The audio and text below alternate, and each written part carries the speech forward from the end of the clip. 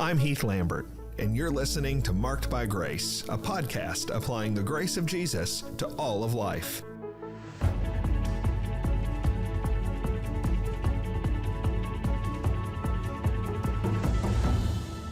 All right, well, this episode of Marked by Grace is dropping on Monday, June the 5th. That means this is the first full week of June, and this is the month that many in our secular society refer to as Pride Month. It is the month when our culture is telling us that we are supposed to celebrate all of the continuum of LGBTQ+, and there is a lot of virtue signaling. There are a lot of people, there are a lot of corporations that are going to want to signal to everybody that they are with the cause, that they are in keeping with the culture. And one of those corporations that is doing that rather famously right now is Target. I am a married man and have 3 kids, and that means there have been seasons in my life where I have thought Target was an extension of my living room. I mean, I spend a lot of time in Target with the people in my life. Target is a colossal corporation that many of us use to shop. We're buying clothes there, we're buying toiletries, we're buying decorations and groceries and all sorts of things at Target.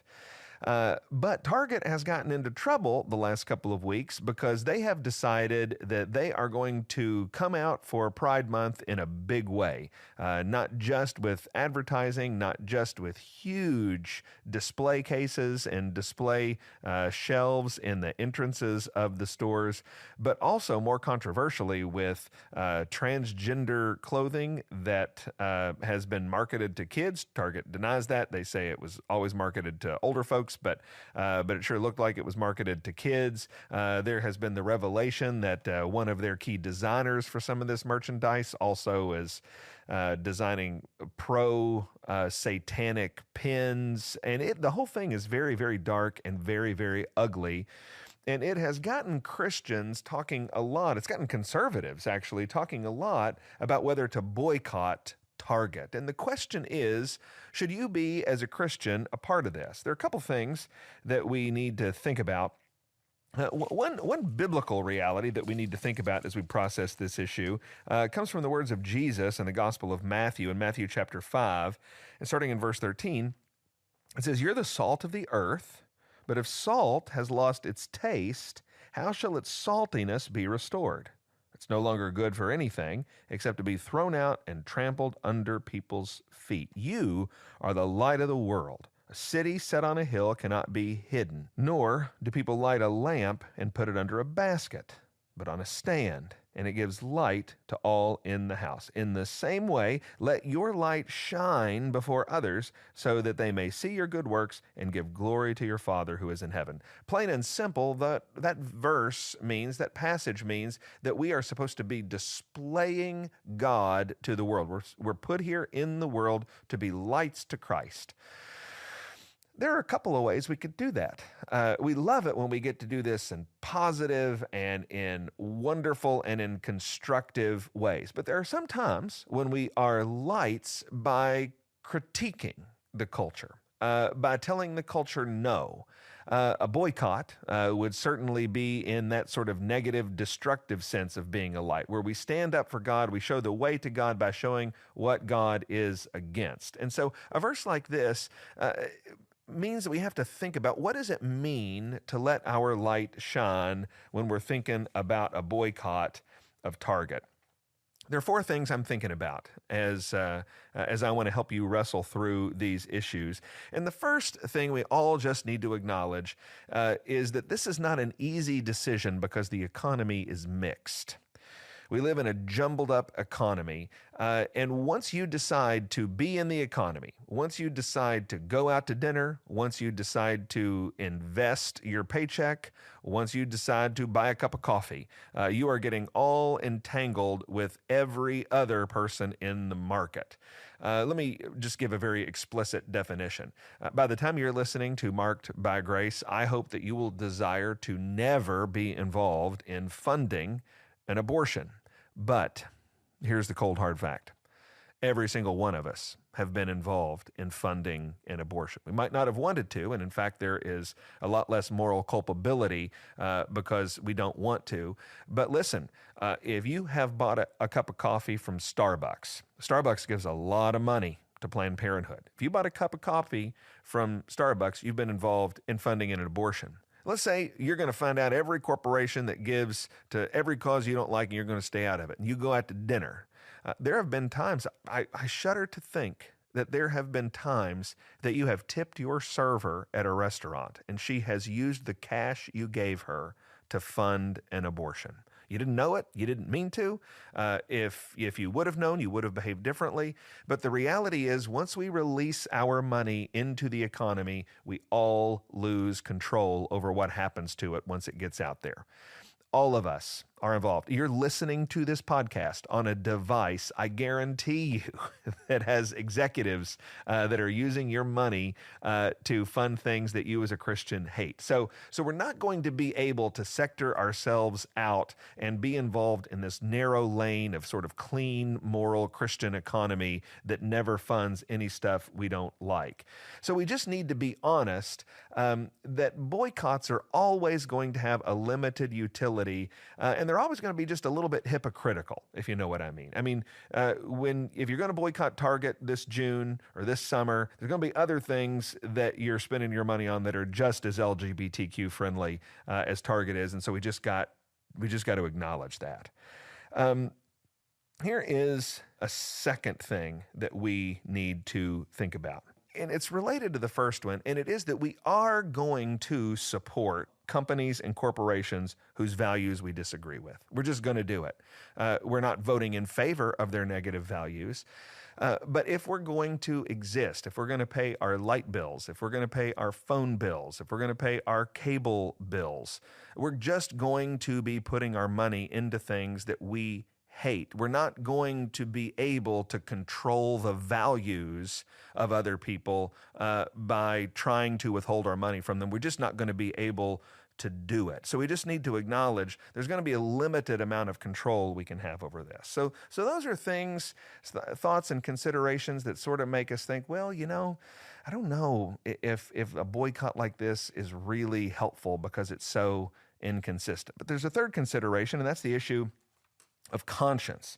Your conscience is that thing in your heart that tells you what is right and what is wrong, and you're not allowed to cross it. In Romans chapter 14, verse 23, the Apostle Paul says, whatever does not proceed from faith is sin.